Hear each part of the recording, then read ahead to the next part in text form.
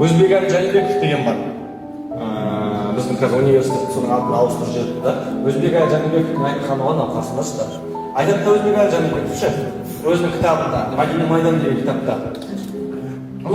Тема кітап, что кітап, екі кітапта айтады да, қарашы да.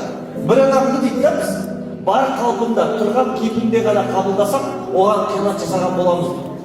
Егер оны қол жеткізе алатын биігінде көре алсақ, сол деңгейде қарым-қатынасқа түссек, оның сондай адам болып қалыптасуына көмектескен боламыз. Сонда қара, біз адамға қарап да, оның қазіргі бар жағдайымен, тауып атқан табысымен, қазіргі өмірмен, қазіргі бытиосымен қарасақ адамға, қазіргі, біз оған қиянат жасаған боламыз.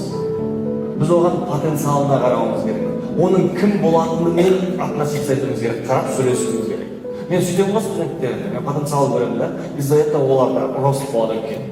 Неге өйткені, қарап, балаңа да бағанағыдай да, қарап қазір деп қарамайсың. Оның кім болатындығымен қарайсың. Уже сен сөйлесесің. Күйеуіңе, әйеліңе де, оның қазіргі бар кейпінде емес, оның кім болатындығымен сөйлесуге болады. Ана сөйлесін оған көмектескен боласың. Бәріміз түсіндіретін мен бұрындашы адамдарға ше. Бірақ өзімізмен амайткен да мен батыстан көп кітаптың оқығанда точка бұмен ойлану деген нәрсе ғой. Қараңдаршы, точка бұмен ойлану деп айтатын да ғой мен бұрында сабақтарым бәрінде. Болып қойғандай көріну керек бірінші болу үшін деп айтамын. Бірінші болып қойғандай көрінесің, сосын барып боласың. Өзіңді уже миллионер сияқты сезін, миллионер сияқты жүр, миллионер сияқты өзіңді уверенно ұста, миллионер сияқты өзіңді, сондай ортамен аралас.